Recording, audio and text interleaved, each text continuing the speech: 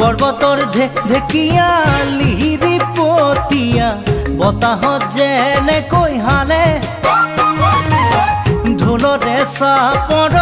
তোৰে লাহি কঁকাল দুচেও তিনি চেওকৈ ভাগে